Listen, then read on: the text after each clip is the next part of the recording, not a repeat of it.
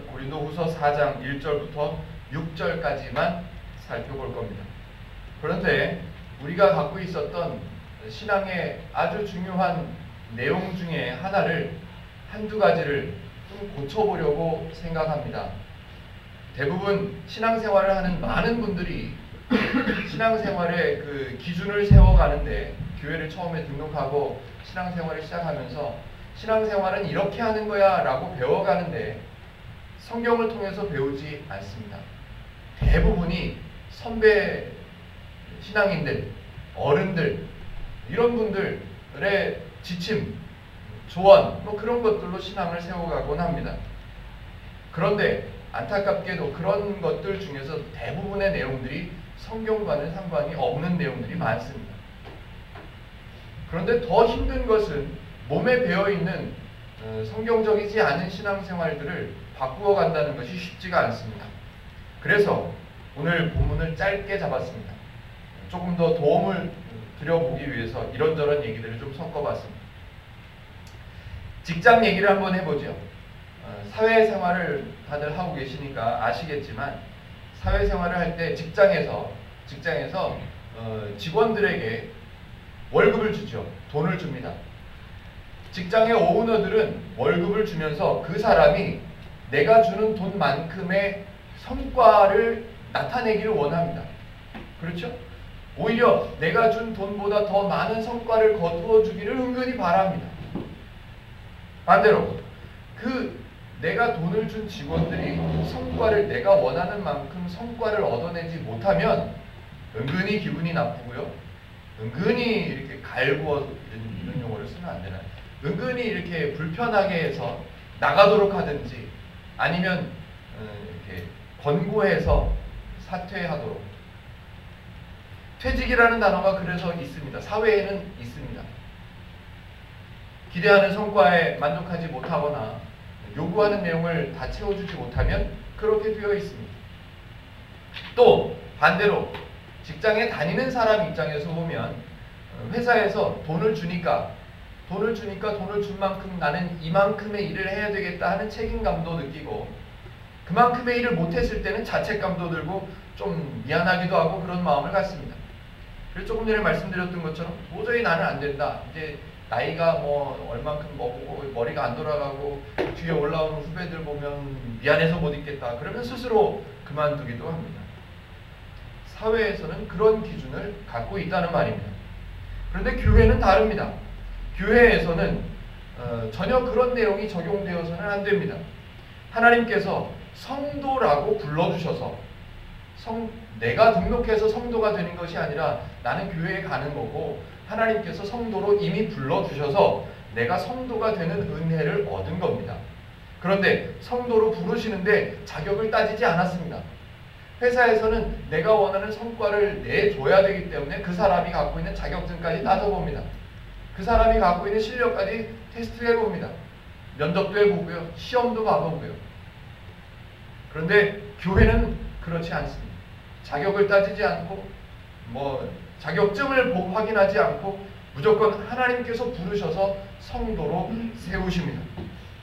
그렇기 때문에 하나님께서 아무런 자격을 따지지 않고 부르셔서 성도로 삼으셨기 때문에 성도에게는 그 어떤 성과도 기대하시지 않습니다. 이거는 이해가 분명하게 돼야 됩니다. 하나님께서 자격을 따지지 않고 능력을 따지지 않고 부르셨기 때문에 자격이 있는지 없는지를 나중에 가서 따지시면 안 된다는 말입니다. 그러시지 않는다는 말입니다. 너 내가 불렀는데 너는 그것도 못하냐? 이렇게 말씀하실 리가 없단 말이죠. 하나님께서 은혜를 주신 만큼 사람들에게 그 은혜에 대한 대가를 요구하시지 않는다는 말입니다. 대표적으로 퇴직이라는 단어가 없습니다. 성도의 직분에는, 성도의 직함에는 퇴직이라는 단어가 없습니다. 하나님의 특성 중에 재미있는 특성이 있는데요. 한 번 꽂히면 영원하신 하나님이시래요. 아십니까? 하나님은 한 번 성도로 부르시면 영원히 퇴직이 없대요. 권고 사퇴 이런 게 없답니다. 그런데 아이러니하게도 우리 사람들의 입장에서 오해를 합니다. 하나님께서 이렇게 큰 은혜를 주셨는데 값없이, 대가 없이, 조건 없이 나를 성도로 불러주시는 이런 큰 은혜를 주셨는데 이렇게 큰 은혜를 받고 내가 가만히 있으면 되나? 내가 뭐라도 해서 갚아야지. 눈꽃만큼이라도 갚아야지. 이 땅 위에 살면서 하나님을 위해서 하나님께서 주신 은혜를 갚아야지 라고 생각하는 사람들이 많습니다. 기억하십니까? 하나님은 기대하시지도 않습니다. 바라지도 않으십니다. 왜요? 하나님께서는 조건 없이 자격을 따지지 않고 묻지도 따지지도 않고 부르셨다고 하셨습니다. 더군다나 하나님께서 무언가를 하나님의 수준에서 기대를 하셔요. 만약에 기대를 하셨다 칩시다. 하나님의 수준에서 하나님께서 사람에게 무언가를 기대하시는 내용이 있다 칩시다. 그 기대를 채울 수 있을 만한 능력이 없다는 것을 하나님은 잘 아십니다. 그렇기 때문에 하나님은 기대하시지도 않고 요구하시지도 않습니다. 그런데 사람들은 오해를 한다는 거죠. 그래서 교회 안에서 성도들 사이에, 성도분들 사이에서 편하게 오세요. 이쪽에도 자리 많고요. 교회 안에서 성도분들 사이에서 이런 단어가 생겨났습니다. 어떤 단어냐 하면 오늘 이제 중점적으로 살펴볼 단어인데요. 하나님의 일을 하자. 많이 들어보셨죠? 야, 우리가 하나님의 일이니까 열심히 해야지. 하나님의 일이니까 최선을 다해서 해야지. 그런 말씀들을 많이 나누곤 했습니다. 어떤 다른 교회에서 봉사활동을 많이 안 하시는 집사님들이나 다른 성도분들께 권면하실 때도 그렇게 말합니다. 이건 사람의 일이 아니라 누구의 일? 하나님의 일이라고. 이건 해야 된다고. 힘들어도 해야 된다고. 또 저는 그런 목사님도 봤습니다. 헌금을 잘 안 하시는 분들을 찾아가서 이거는 하나님의 일을 하기 위해서 헌금하는 거라고. 힘들어도 해야 된다고. 그렇게 말씀하시는 내용도 저는 들어본 적이 있습니다. 이 하나님의 일, 오늘 고린도후서 4장 전반부를 통해서 하나님의 일이 무엇인가를 분명하게 한번 볼 겁니다. 만약에 하나님의 일이라는 단어에 대한 의미를 이제까지 생각하고 계셨던 게 있다면 잠깐 내려놓으시고 성경에서는 하나님의 일을 하나님께서 요구하시는 것, 바울이라는 사도가 하나님께서 원하시는 것을 원하시는 사람이 행할 일을 말씀할 때 바르게 이해해 보시기를 바랍니다. 교회 안에서 진행되는 모든 일들을 우리는 하나님의 일이라고 포장해 왔던 것을 많이 보아왔습니다. 심지어는 담임 목사님이 원해서 어떤 일을 하나만 제시하면 그게 무조건 교회 안에서 담임 목사님이 얘기하시면 무조건 누구의 일이다? 하나님의 일이다 라고 말하는 교회도 많이 봤습니다. 교회에서 진행하는 모든 순서들, 모든 행사들, 모든 프로그램들, 모든 구제하는 거, 가르치는 거, 모든 것들이 하나님의 일이라고 포장하는 일도 많이 보아왔습니다. 그런데 안타까운 사실은 그 하나님의 일이라고 포장해 놓은 그 모든 일들 때문에, 그 많은 일들 때문에, 다는 아니겠죠. 그 많은 일들 때문에 많은 성도분들이 상처받고 힘들어하고 무거워하고 스트레스 받고 심지어는 그 하나님의 일이라고 하는 그 일들 때문에 교회를 떠나는 하나님의 보호 아래에서 떠나버리는 사람들도 저는 많이 봤습니다. 교회를 옮겨가는 건 다행인 거예요. 교회를 다른 교회로 등록해서 다니는 건 다행스러운 거예요. 아예 교회를 안 나가고 하나님을 거부하는 사람들도 저는 많이 봤습니다. 뭐 때문에요? 하나님의 일이라고 하는 그런 일들 때문에요. 다시 복습하죠. 하나님께서는 사람들을 성도로 부르셔서 하나님께서 무언가를 기대하시거나 너는 이런 성과를 거두어내야 돼 라고 요구하시는 적이 그런 일이 없다는 사실을 꼭 기억하시기를 바랍니다. 다시 말하면 하나님의 일이란 사실은 사람이 행해야 하는 하나님의 일이란 없다는 겁니다. 그런데 사람들이 하나님의 일을 해야 돼, 하나님의 일을 해야 돼, 하나님의 일이야 라고 자꾸만 얘기를 하다 보니까 사도 바울도 그 단어를 끌어들여서 설명해 주려고 합니다. 바르게 이해하라고. 종종 저는 반대의 입장에 있는 분들도 많이 보아왔습니다. 어떤 반대냐면 교회에서는 가만히 있는데 성도분들이 가끔 한 분씩 오셔가지고 내가 이번에 하나님께서 도와주셔서 사업이 잘 됐는데 이걸로 내가 하나님의 일을 내가 뭐 하나 하고 싶다고 교회에서 필요한 거 하나 얘기해달라고. 네, 좋죠. 아름답죠. 그런데 오해하고 있는 것이 하나 있습니다. 내게 생겨난 이 재물들 가지고 교회에다 무언가를 사서 내는 것을 하나님의 일이라고 성경에서는 가르쳐주지 않습니다.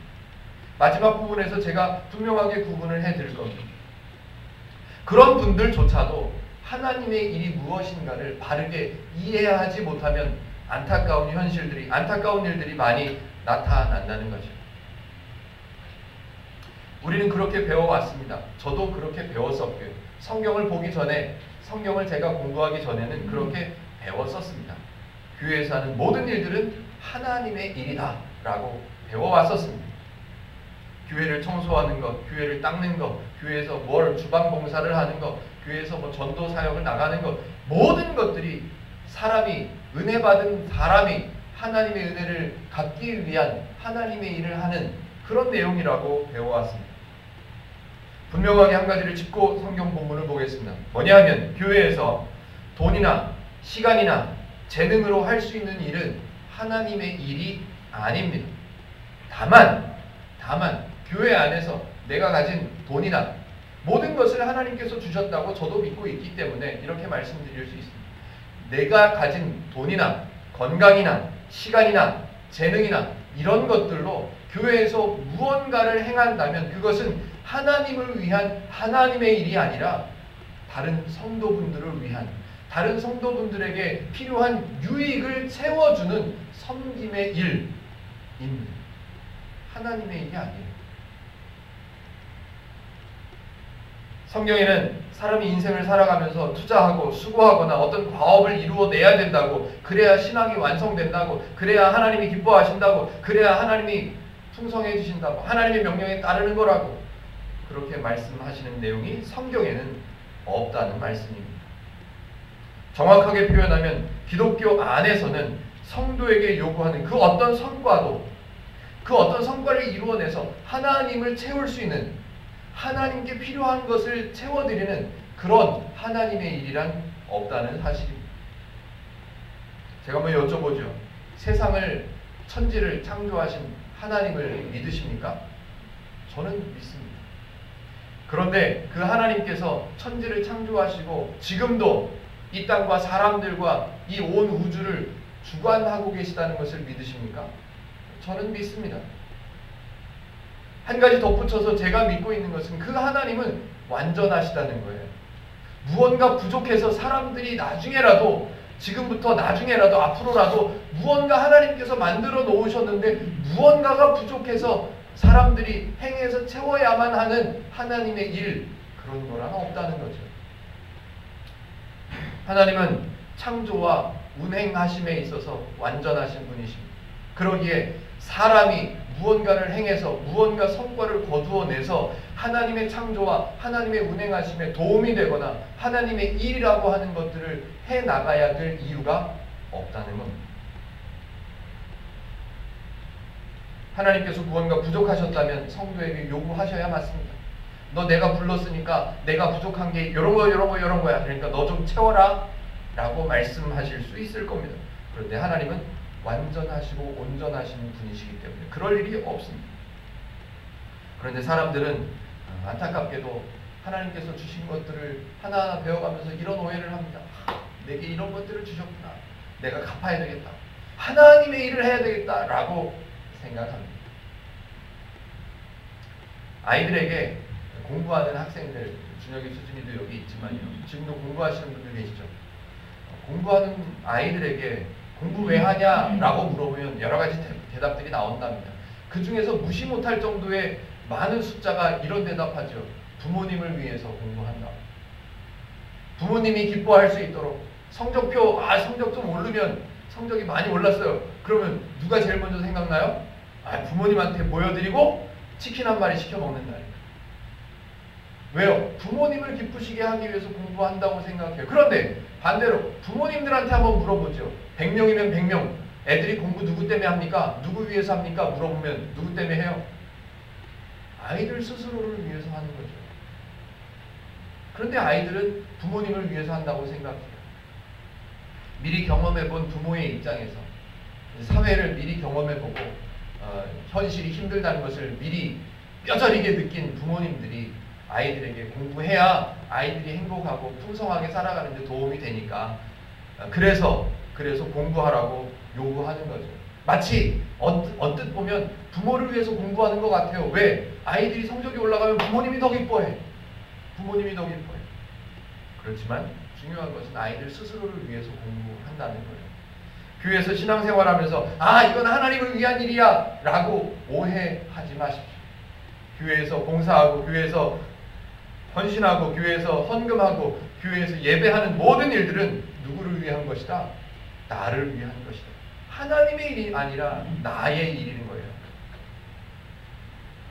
성경적인 하나님의 일, 성경적인 하나님의 일꾼을 이제 한번 설명을 해보겠습니다. 하나님께서 사람을 창조하셨습니다. 그리고 사람이 풍성하고 행복하게 살 수 있도록 모든 것을 베풀어 주셨습니다. 그리고 그 사람은 쉽게 이해하려면 아담 생각해 보시면 될 것 같습니다. 아담과 이브, 아담과 하와 하나님께서 다 준비해 주셨습니다. 아담과 하와는 뭐만 하면 돼요? 하나님께서 만들어 주신 열매를 따 먹으면 되고 하나님께서 허락해 주신 음식을 먹으면 되고 하나님께서 만들어 놓으신 경치를 구경하면 되고 그것을 하면 되는 거예요. 다시 우리 식대로 우리 교회식대로 표현하면 누리면 되는 거예요. 사람이 할 일은 그거예요. 하나님이 다 주셨어요. 완벽하게. 열매가 모자라서 사람 보고 아담과 하와 보고 너 열매를 열심히 나무를 키워야 된다 말씀하신 적이 없습니다.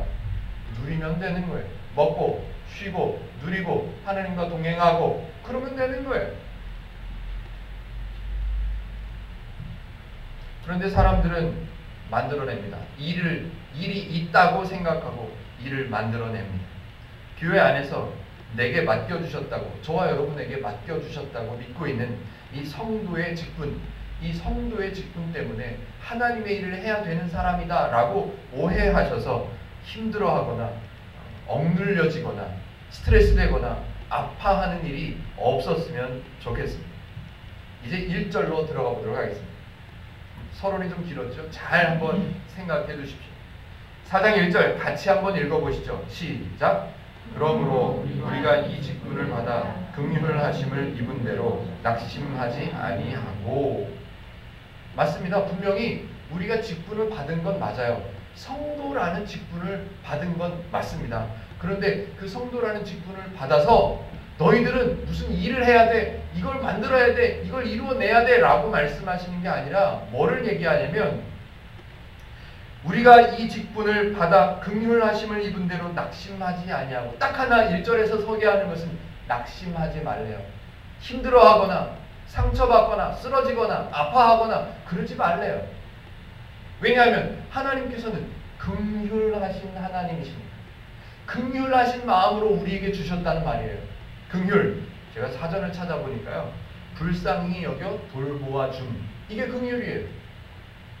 죄밖에 모르고 하나님을 모르고 살아가던 불쌍한 사람들인 것을 아시고 도와주시는 거예요. 그죠? 도와주시는 거예요. 어떻게? 상처받지 않도록, 힘들어하지 않도록, 넉넉하도록, 평안하도록, 기뻐하도록 그렇게. 그래서 낙심하지 말래요. 상처받지 말래요. 아파하지 말래요. 사람들이 고린도 지역에 있는 성도들도 너무 하나님의 일을 해야 돼, 하나님의 일을 해야 돼 라고 얘기를 하니까 사도 바울도 성도가 해야 할 일 몇 가지를 이제 소개를 합니다. 2절 한번 읽어보죠. 2절. 오늘은 같이 한번 읽어보시죠. 2절 시작. 이에 숨은 부끄러움의 일을 버리고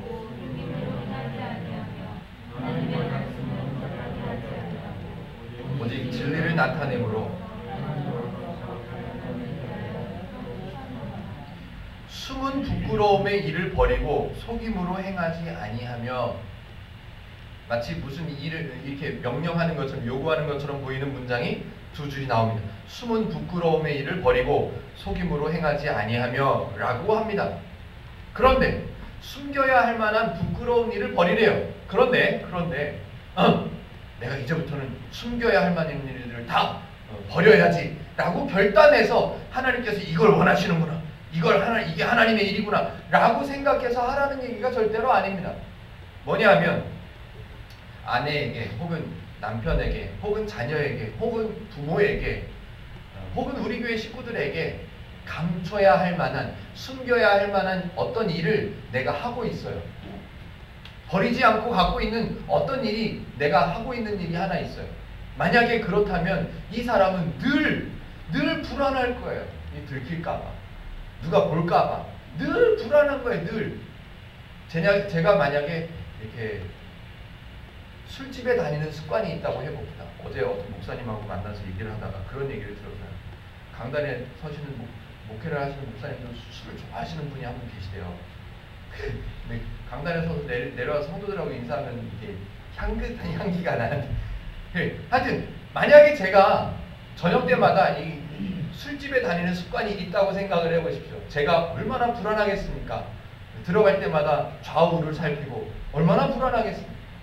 하나님이 말씀하시는 것은 숨겨야 할 만한 부끄러운 일을 버리라 라고 말씀하시는 것은 너 힘들어도 그거 버려야 된다 이렇게 요구하시는 게 아니라, 숨겨야 할 만한 일들을 버리면 네가 평안할 수 있어, 평안함을 누릴 수 있어 라고 얘기하시는 거죠. 속임으로 행하지 말라고 기록했습니다. 남들을 속이면 발 뻗고 잠이 안 와요.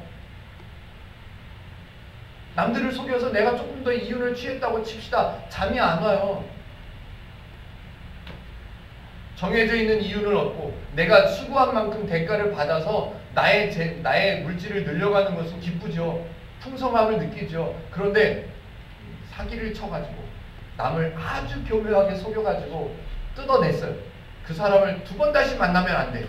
그러면 다른 지역으로 이사를 가도 그 사람을 어떻게 만나죠? 이상하게 만나요. 불안하고. 속임으로 행하지 말라는 말은 너 이제 성도가 됐으니까 절대로 속이면 안 돼 이렇게 명령하시거나 규칙을 만들어내시는 게 아니라, 속임으로 행하는 것을 버리면 네가 평안할 수 있어, 그 얘기를 하시는 거예요. 얼마 전에 어떤 집사님이 얘기하시는 걸 들었어요. 주차 중에 아파트에서 주차하다가 밤중에 주차하다가 옆차를 슬쩍 긁었어요. 그러면 어떻게 해요? 저는 착해가지고 전화번호 적어놓고 연락주세요 이렇게 써놓고 가는데, 어떤 분들은 다른데 저 멀리에다가 주차해놓죠. 딴 동에다가. 근데 그 사람은 모를 텐데도 나는 불안해. 저 사람은 어떻게 만날까? 저 차는 고쳤나? 긁은 거 고쳤나? 안 고쳤나? 자주 가서 살펴보기도 하고 불안해. 속이지 말라는 말은 저와 여러분들의 평안을 위해서 말씀하시는 거예요. 요구하거나 명령하시는 게 아니라고요. 부끄러운 일을 버리고 속이는 일을 행하지 않는 것을 하나님의 일을 했다고 말하는 것이 아니라, 부끄러운 일을 버려서 속이는 일을 행하지 않아서 나는 이제 평안하다, 나는 편안해, 야 나는 하나님의 사람으로 떳떳해, 기분 좋아, 이게 하나님의 일이라는 거예요. 누리는 것이 하나님의 일이라는 말입니다. 굳이 하나님의 일을 우리가 만들어냈기 때문에 하나님의 일을 바르게 이해하기 위해서 설명드리는 거예요. 사도 바울도 그래서 설명하는 겁니다. 부끄러운 일을 버리는 것 또는 속임으로 행하지 않는 것, 이런 행위를 하나님의 일이라고 하는 게 아니라고요. 4장 2절을 제가 다시 한번 읽어보겠습니다. 이에 숨은 부끄러움의 일을 버리고 속임으로 행하지 아니하며 하나님의 말씀을 혼잡하게 하지 아니하고 오직 진리를 나타내므로 하나님 앞에서 각 사람의 양심에 대하여 스스로 추천하노라. 조금 전에 행하지 아니하며까지 봤습니다. 그 다음 줄 한번 보죠. 하나님의 말씀을 혼잡하게 하지 아니하고. 지난주에도 나왔던 내용입니다. 하나님의 말씀을 혼잡하게 하지 않는 것. 하나님의 말씀을 혼잡하게 하지 말래요. 참 다행스러운 것은, 이 말씀드리려니까 좀 재밌는데, 참 다행스러운 것은 대부분의 성도님들이, 우리 교회 식구들도 아마 그럴 것 같은데, 대부분의 성도분들이 하나님의 말씀을 혼잡하게 하는 일을 하지 않습니다. 하나님의 말씀을 왜곡해서 하나님의 말씀을 혼잡하게 만들어내는 일을 하지 않습니다. 참 다행스러운 일이긴 하죠. 왜 안 하냐 하면 성경을 모르니까. 성경을 모르니까 또는 성경을 보지 않기 때문에 하나님의 말씀을 굳이 내가 오해할 일도 없고 하나님의 말씀을 굳이 혼잡하게 만들 일을 하지 않고 있다는 말입니다. 왠지 안타깝기도 하지만 왠지 다행스럽기도 한 일입니다. 대부분의 성도분들은 하나님의 말씀을 혼잡하게 만들지 않습니다. 그런데 안타까운 일인데요. 논산에 와서도 그런 소식을 많이 들었지만 다른 지역에서 사역할 때도 늘 그런 분들의 이야기를 들었습니다. 전도를 잘한다. 복음을 열심히 전한다. 이런 분들을 만나서 또는 전해 듣는 이야기로 들어보면 대부분이 그분들 스스로가 성경을 모릅니다. 성경을 모른 채 자기가 경험하고 자기가 체험한 기독교를 전하면서 열심히 전합니다. 대부분 성경을 오해하고 있는 그런 분들이 자신의 경험으로 성경을 왜곡해서 제가 지지난주인가요? 서울 갔다 온 사람하고 안 갔다 온 사람하고 서울을 설명하면 누가 이겨요? 안 갔다 온 사람이 이긴다고. 목소리 크면 이기는 거예요. 무슨 얘기해요? 야! 교회 안 가면 지옥 가는 거야. 교회 안 가면 지옥 가요? 예수님을 안 믿어야, 못 믿어야, 못 만나야 지옥 가는 거죠. 하나님을 몰라야 지옥 가는 거죠. 교회 안 가면 지옥 간대요. 말이 잘못된 거예요. 우리가 많이 들었던 얘기도 있죠. 오해하지 말고 들어주십시오. 천당, 예수 천당, 불신 지옥. 많이 들어보셨죠? TV에도 많이 나오고요. 예수 천당, 불신 지옥. 네, 맞는 것 같아 보이죠? 열심 대단합니다. 아주 본받을 만합니다. 그 열심은요. 근데 잘 생각해 보세요. 예수님을 믿으면 천국을 갑니다. 그런데 예수님을 안 믿으면 불신, 예수님을 거절하고 예수님을 안 믿으면 지옥 가는 게 아니라 그냥 있으면 지옥 갑니다. 하나님을 안 믿고 그냥 있으면 중간에 있으면 괜찮을 거라고 생각해요. 나는 안 믿는 것도 아니고 믿는 것도 아니고 가만히 있을 거야. 그러면 괜찮을 거라고. 아니, 중간이 없어요. 중간이 없어요. 예수 천당, 그냥 지옥. 예수 천당, 그냥 지옥. 이렇게 바뀌어요. 내가 기도해 보니까 이게 아니야. 당신 지금 그러면 안 돼. 이런 엉뚱한 전혀 교회 나와야 된다고, 교회 안 나오고 이렇게 버티면 하나님이 때리신다고, 성경에 하나님이 때리신다고 말씀하신 적이 없어요. 근데 때린대. 그러다가 우연히 그 사람이 무슨 잘못되는 일이 생기면 거봐라고. 근데 또 잘 되면 아무 말도 안 해. 또 언젠가는 때리실 거야 그러면서. 이건 무당도 선무당도 보통 선무당이 아니에요. 안타까운 거죠. 이런 경우를 보고 사도 바울은 말합니다. 하나님의 말씀을 혼잡하게 만든다. 하나님의 말씀을 혼잡하게 하지 아니하고 이걸 말합니다. 다시 말하면 하나님의 말씀을 바르게 좀 들어라. 하나님의 말씀을 바르게 이해해라. 라고 말씀하시는 거죠. 그런 분들, 상대방들이 복음을 전해 듣는다고 하는 분들이 많이 불편해합니다. 그런 식의 전도, 그런 식의 복음을 들으면 많이 힘들어합니다. 그래서 이 시대 많은 사람들이 기독교라고 부르지 않고 무슨 독교? 개독교라고 부릅니다. 안타까운 일. 기독교를 오해하게끔 만드는, 기독교는요 너무너무 좋은, 이거는 뭐 설명할 필요가 없는 아름답고 풍성한 그런 기독교예요. 그런데 그런 분들 때문에, 하나님의 말씀을 혼잡하게 하시는 분들 때문에 기독교를 사람들이 개독교라고 부르고 손가락질하고 사이트마다 안티 기독교 뭔가, 정말 안타까운 일들입니다. 성경을 몰라서 전하지 않는 것, 혼잡하게 하지 않는 것을 다행스럽다고 저는 표현했지만 씁쓸합니다. 그래서 사도 바울은 계속해서 이렇게 말합니다. 사도 바울은 하나님의 말씀을 바르게 알아야 된다. 그래서 하나님의 뜻과 하나님의 행하심을 바르게 이해하는 것, 그것을 진리를 안다라고 표현합니다. 제가 4장 2절 한 번 더 읽어볼게요. 숨은 부끄러움의 일을 버리고 이렇게 저렇게 하나님의 말씀을 혼잡하게 하지 아니하고 오직 진리를 나타내므로 라고 말합니다. 하나님의 말씀을 복음을 바르게 전할 수 있는 사람이 되는 것, 드러내는 거죠. 복음을 드러내는 것. 행복누림교회는 자랑은 아닙니다만 요즘 시대가 그래서 아파트에 가서 뭐 행복누림교회 전도지를 만들어서 막 초인 좀 눌러가지고 그런 방법들 세미나 할 때 들어보셨습니까? 안 들어보셨으면 다행인데요. 세미나 가보면요, 전도 세미나 이런 데 가보면요, 재밌습니다.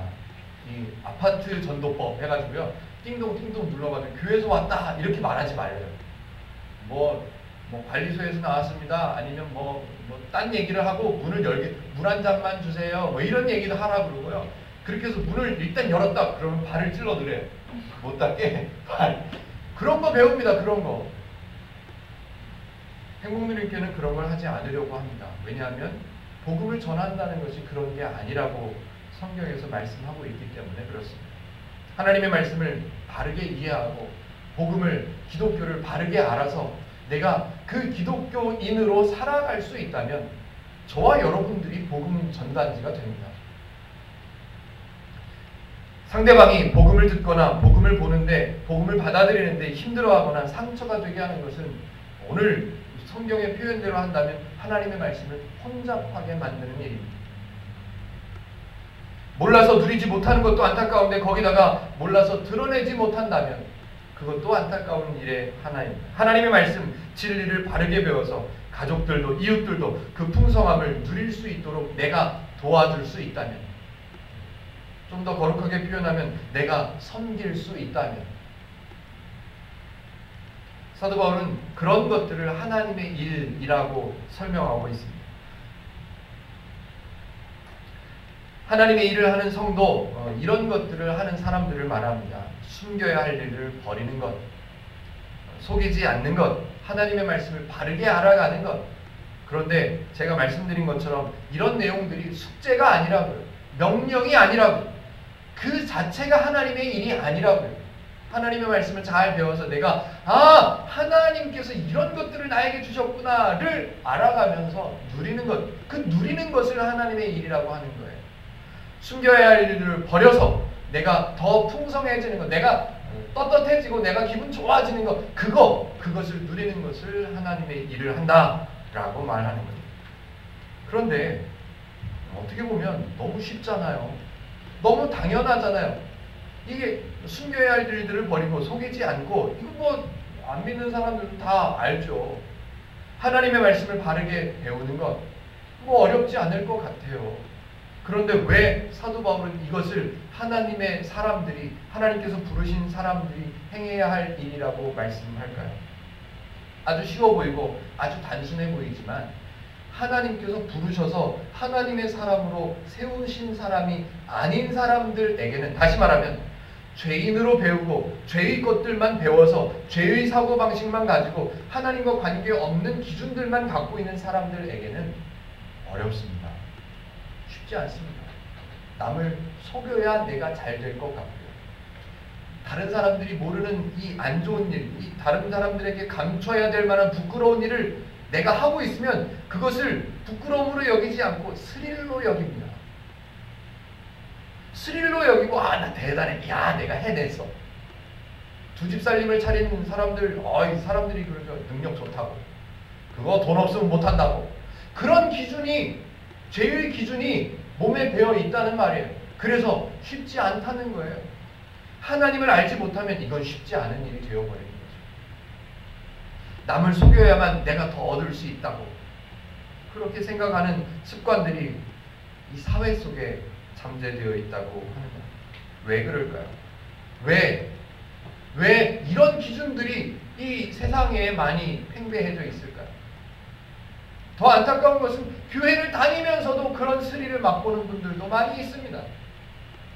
교회를 다니면서도 남들을 속이는 것을 대단하다. 그냥 한 건 올렸네. 하나님께서 도우셔서 저 사람이 몰라. 별 이상한 말들을 다 합니다. 하나님께서 저 사람의 눈을 가려주셨어. 별 얘기를 다 합니다. 왜 왜 이런 일들이 나타나고 있을까요? 사도 바울은 고린도 지역에 있는 성도들에게 그런 일들을 경험하고 있는 성도들에게 이렇게 가르쳐 줍니다. 4절 한번 읽어보겠습니다. 4절 같이 한번 읽을게요. 시작.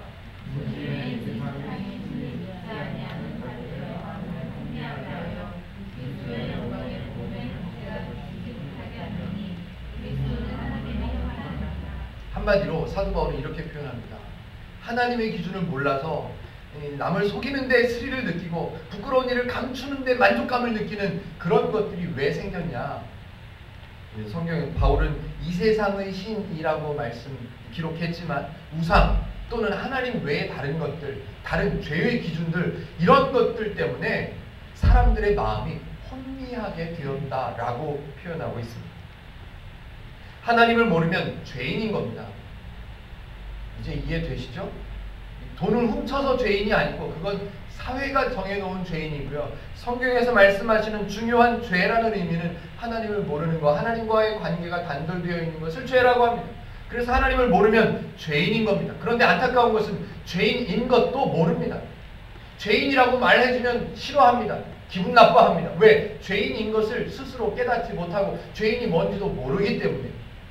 그래서 죄를 모르는 상태, 죄인 것을 모르는 상태를 사도 바울은 마음이 혼미하다라고 표현하는 겁니다. 하나님을 모르기 때문에 죄의 기준으로 살아가는 것이 맞다, 이게 재밌다, 이게 필요하다라고 생각하는 거죠. 조금 거슬러 올라가 볼까요? 14절, 3장 14절 제가 한번 읽어보겠습니다. 그러나 그들의 마음이 완고하여 오늘까지도 구약을 읽을 때에 그 수건이 벗겨지지 아니하고, 가려져 있다는 거예요. 사람들의 눈이 가려져 있어서 하나님을 볼 수가 없다는 거예요. 사장에서는 표현을 달리 했죠. 마음이 혼미하게 되어져 버렸다. 수건이 벗겨지도록 하나님께서 도와주신대요. 마음이 혼미하지 않도록, 말씀을 바르게 이해할 수 있도록 사도 바울도 하나님도 도우신대요. 그래서 사도 바울이 말합니다. 이런 게 하나님이야. 이게 하나님이셔. 이런 분이 하나님이셔. 이게 복음이야. 이게 기독교야를 가르쳐주면서 그걸 전해야 돼. 그걸 전해야 돼 라고 말합니다. 무엇을 전해야 되는지 이어서 5절에 표현해 놓았습니다. 한번 읽어보죠. 같이요. 시작. 우리는 우리를 전파하는 것이 아니라 오직 그리스도 예수의 주 되신 것과 또 예수를 위하여 우리가 너희에게 종된 것을 전파하니라. 첫 번째, 오직 그리스도 예수의 주 되신 것, 이걸 전하는 거래. 이걸 우리를 전파하는 게 아니고 우리가 사도 됐다고, 우리가 가르치는 사람이 우리 높은 사람이라고 이걸 전하는 게 아니라 우리가 전하는 것은 딱 한 가지, 그리스도 예수의 주 되신 것, 이걸 전하는 거예요. 그런데 하나님을 모르는 사람들은요, 이런 얘기를 하면 부담스러워하고 싫어하고 거절하고 싶어합니다. 왜요? 지금 사는 것도 힘든데, 지금 나 혼자 이렇게 아둥바둥 살아가는 것도 힘든데 주님이 생긴대요. 나한테 주님이 생긴대요. 우리는 어떤 식으로 이해를 하냐면, 오해를 하냐면 이렇게 하는 거예요.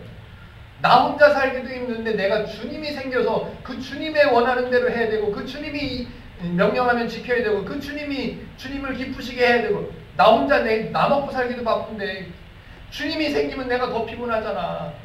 내가 할 일이 더 많아지잖아. 이렇게 오해합니다. 그래서 싫어합니다. 사도 바울이 오직 그리스도 예수의 주 되신 것을 전해야 돼 라고 말하고 있는데, 이것을 사람들은 부담스러워하는 거예요.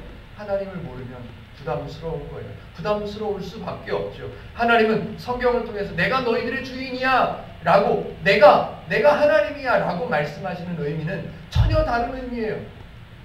사람들은 주님이 생기면, 나의 주인이 생기면 지금 사는 것보다 더 힘들어질 거라고 생각합니다. 아니요. 하나님께서 성경을 통해서 말씀하신 주, 이 의미는 내가 너의 주인이니까 내가 너를 보호해 줄 거고, 내가 너의 주인이니까 내가 너를 지켜줄 거고, 내가 너를 먹일 거고, 내가 너를 재울 거고, 내가 너를 보호할 거고, 내가 너를 평안하게 할 거고, 내가 너를 풍성하게 만들 거야. 내가 뭐니까? 주인이니까. 전혀 다른 의미로 책임지시겠다고 하시는 의미로 말씀하시는 거예요. 그것을 전하자 얘기하는 거예요. 그것을 우리는 전하고 있다라고 말하는 거예요. 5절 뒷부분에 하나 더 보겠습니다. 예수를 위하여 우리가 너희의 종 된 것을 전파함이라. 이거는 굉장히 심오합니다. 잘 들어보셔. 사도 바울에게는 지금 은사가 있습니다. 어떤 은사요? 사도 바울도 인정합니다. 나는 가르치는 은사가 있다. 나는 복음을 전하고 나는 가르치는, 다른 사람들을 가르치는 은사를 받은 사람이다 라고 사도 바울도 이야기합니다. 그런데 사도 바울이 복음을 전하고 지역마다 가가지고 교회를 세우고 사람들을 성도로 가르치고 이런 일들을 하면서 절대로 사도 바울이 기록한 모든 성경을 볼 때 절대로 자기 자신이 나 가르치는 은사 받은 사람이야 라고 자랑하는 것이 없습니다. 그저 자기를 소개할 때 그렇게 소개하는 것 뿐입니다. 그런데 오늘 5절에서 좀 이해가 안 될 것 같은 표현으로 소개를 합니다. 예수를 위하여 우리가 너희의 종된 것을 전파하니라 라고 표현해 놓았습니다. 이게 도대체 무슨 말일까요? 지금 시대를 한번 설명해 보죠. 특별한 은사를 받았다고 생각해 보십시오. 저를 예를 드는 게 제일 편하죠. 이승훈 목사가 손만 대면 눈 먼 사람이 눈을 떠요. 이런 은사가 있었으면 얼마나 좋겠습니까? 손만 대면 그 사람 사업장이 안 되던 일인데 그냥 이상하게 풀렸고, 손만 대면 감기 걸렸던 사람이 감기상 손만 대면 이 암을 앓던 사람이 뚝뚝 그렇게 그런 은사를 받았다 칩시다. 받았으면 좋겠지만 그런 은사가 저한테는 없는 것 같고, 그런 은사를 받았다 칩시다. 제가 여기 있겠습니까? 생각해 보세요. 제가 여기 있겠습니까? 제가 여기 있고 싶어도 있지 못하게 만드는 사람들. 왜냐하면 어떤 생각으로 이렇게 뿌리가 박혀 있냐면, 특별한 은사를 받았으면 그 사람은 존대받아야 된다고 생각해요. 하나님의 특별한 사람이라고 생각해요. 은사를 왜 주셨는가를 사람들은 성경을 통해서 배우지 않고 은사는 특별한 거야 라고만 배웠기 때문에, 은사가 뭐라고 했죠? 은사는 하나님을 알아갈 수 있도록 그 사람에게 필요한 것을 선물로 주신 것, 그게 은사라고요. 목적이 뭐라고요? 그 사람이 하나님을 알아가는 것, 그게 목적으로 주신 선물이 은사라고 했습니다. 그런데 특별한 은사를 받았다고 하는 사람들은 막 방송에 나오고요, 이걸 알리지 않으면 안 되는 거야, 이 사람들. 그래서 어떻게 돼요? 다른 사람들보다 높아집니다. 웬만한 사람들은 그 사람 보고 싶어도 못 봅니다. 웬만한 사람들은 그 사람 명함도 못 받아요. 하나님께서 말씀하시는 하나님의 질서, 하나님께서 말씀하시는 하나님의 원리는 그런 게 아니라는 거예요. 그런 게 아니에요. 사도 바울이 말합니다. 어떻게 해요? 나는 은사를 받았어. 그런데 내가 은사를 받아서 나는 너희의 종이야 라고 아주 직설적으로 이야기해요. 나는 은사를 받았는데 이 은사 때문에 나는 너희의 종이 됐어.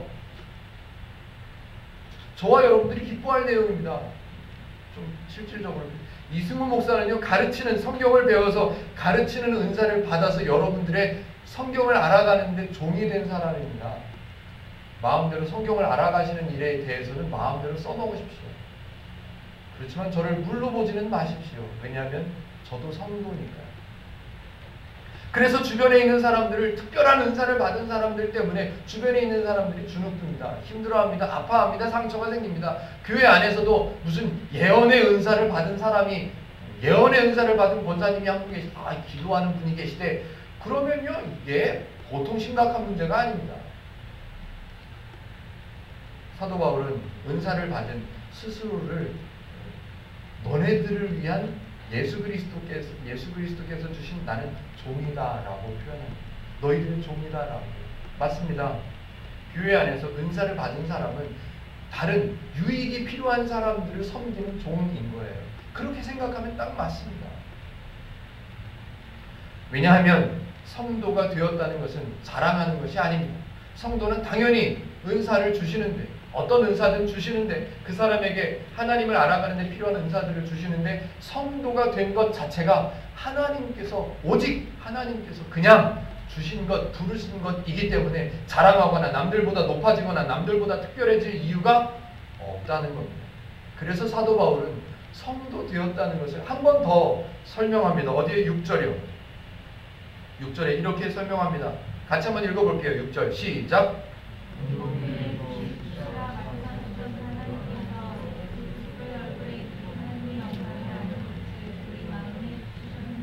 어두운 데에 빛이라 라고 말씀하셨던 하나님이래요. 아, 이거요. 사도 바울은 정말 이 설명을, 표현을 너무 잘하는 것 같아요. 그냥 보면 이 갑자기 엉뚱하게 무슨 빛이라 이 얘기가 왜 나오? 잘 보세요. 성도가 된 것을 사람들이 오해하는 거예요. 내가 신앙생활을 열심히 해서 하나님이 나를 성도 삼아주셨어 라고, 나의 노력이나 나의 수고 때문에 내가 무언가 은사를 받아서 다른 사람들보다 좀 특별하다, 이런 오해를 갖고 있는 사람들에게 성도됨을 다시 한번 설명하는데 6절에서 빛이라 뭐 이 얘기를 하셨다는 하나님을 갑자기 엉뚱해 보이게 말씀을 제시합니다. 잘 들어보세요. 천지 창조의 장면을 갖고 오는 거예요. 창세기 1장 3절이요. 하나님이 이르시되 빛이 있으라 하시니 빛이 있었고 라고 기록되어 있는 그 성경을 갖고 온 거예요. 잘 생각해 보세요. 하나님이 말씀하셨어요. 빛이 있으라 말씀하셨더니 빛이 생겼대요. 너는 성도야 라고 말씀하셔서 그냥 나는 성도가 된 거예요. 이해가 되십니까? 너는 라이센스를 갖고 와, 너는 이걸 공부해놔, 이걸 준비해, 이걸 갖다 바쳐, 그래야 너는 성도가 돼가 아니라, 너 이런 수고를 안 했잖아, 너는 이런 노력을 안 했잖아, 그러니까 너는 아직 성도가, 이게 아니라 빛이 있으라 라고 말씀하셨을 때 빛이 생겼던 것처럼 너는 성도야, 나의 백성이야 라고 말씀하셔서 우리는 그래서 성도가 되었다는 거예요. 아주 구체적으로 설명되어 있습니다. 6절 제가 한번 읽어볼게요. 이제 이해가 되시나 보세요. 어두운데 빛이라 말씀하셨던 그 하나님께서 예수 그리스도의 얼굴이 있는 하나님의 영광을 아는 빛, 하나님의 영광을 아는 빛을 우리 마음에 비추셨느니라. 나는 하나님을 모르던 죄인이었었던 사람에게 하나님을 아는 빛이 있으라 라고 말씀하셔서 그 사람이 하나님을 알도록 하셨대요. 그 사람이 하나님을 알아가도록 만드셨대요. 사람의 수고, 사람의 노력, 사람의 헌신, 이게 아니라 그냥 너는 하나님의 모습을 아는, 하나님의 영광을 아는 빛을 내가 줄게, 내가 줬다, 그러셨다는 거예요. 저와 여러분은 성도입니다. 그런데 저와 여러분들이 무슨 하나님의 일을 감당해야 될 만한 숙제를 주셔서 그 직분을 감당해야 될 그런 직분의 성도가 아니고요. 그냥 하나님께서 너는 내 백성이야 라고 불러주셔서 성도가 된 거예요. 나는 이제 성도가 됐으니까 교회를 빠지지 말아야지. 나는 이제 성도가 됐으니까 교회를 빠지면 하나님이 때리시겠지? 내가 성도가 됐으니까 헌금을 열심히 힘들어도 헌금을 해야 되겠지? 헌금을 하시면 좋지요. 내가 성도가 됐으니까 이런 게 아니라고요. 대부분의 성도분들은 하나님께서 원하시는, 하나님께서 명령하신 어떤 일이 있다고 생각합니다. 하나님께서 명령하신, 하나님께서 요구하시는, 하나님께서 정해놓으신 어떤 성도들이 해야 할 일이 있다라고 생각하는 거예요. 아니요. 그런 걸 만드신 적도 없고 만드실 리도 없고 만드시지 않으십니다. 왜요? 하나님은 그런 걸 요구하실 만큼 사람들을 부르실 때 자격을 따지지 않으셨기 때문에 그런 일을 만들어내실 필요가 없으시고요. 또 사람들이 그런 일들을 만들어 놓았을 때 감당할 수 있는 능력이 없다는 걸 아시기 때문에 그럴 리가 없다는 말입니다. 세상에서 가장 불쌍한 사람, 뭔지도 모르고 열심히 하는 사람, 너무너무 불쌍하고 안타깝죠. 예를 들어서 제가 아까 몇 분을, 그런 분들을 제가 설명을 드렸지만 너무너무 안타까운 일입니다. 하나님께서 원하시는 성도가 행하는 하나님의 일 바르게 아시기를 바랍니다. 숨겨야 하는 부끄러운 일을 버리래요. 왜요? 나 평안해지라고. 나 평안하게, 평안을, 하나님께서 주시는 기쁜 평안을 누리라고. 그 누림이 하나님의 일이래요. 성도가 할 일이래요. 왜? 하나님이 그걸 원하십니까? 하나님의 말씀을 바르게 알아가는 것. 하나님의 말씀을 바르게 알아가는 게 필요하대요. 왜? 오해하면 아프니까. 하나님을 잘 모르면 상처만 생기니까 하나님의 일, 이것을 한마디로 요약해봐라 라고 누가 묻는다면 하나님께서 주신 것들을 배워서 그 주신 것들, 은혜를 누리는 것, 이게 저와 여러분들이 감당해야 할 하나님의 일입니다. 행복누림교회는 그렇게 걸어갈 것입니다. 헌금을 하는 것이 하나님의 일이 아니라 내가 낸 헌금으로 인해서 우리 교회 성도들이 유익을 얻고 교회가 성장하고 목회자가 살아갈 수 있도록 도움이 되고, 아, 나는 저분들을 도울 수 있는 사람이 돼서 참 기쁘다. 이 기쁜 것을 누리는 것이 하나님의 일인 거예요. 헌금을 하는 게 일이 아니라 누리는 게 일입니다. 굳이 이 일을 따지자면, 제가 아까 광고 시간에 독서대를 누군가가 선물해 주셨다고 제가 말씀을 드렸습니다. 독서대를 교회에 선물하는 것이 하나님의 일이 아니라, 아, 내가 독서대를 선물했더니 우리 교회 성도분들이, 우리 교회 식구들이 성경을 보는데 도움이 되는구나. 아, 좋다. 이 좋다를 누리는 것이 하나님의 일이라는 거예요. 저와 여러분들은 그렇게 걸어가는 성도가 되셨으면 좋겠습니다. 하나님의 일 바르게 이해하십시오.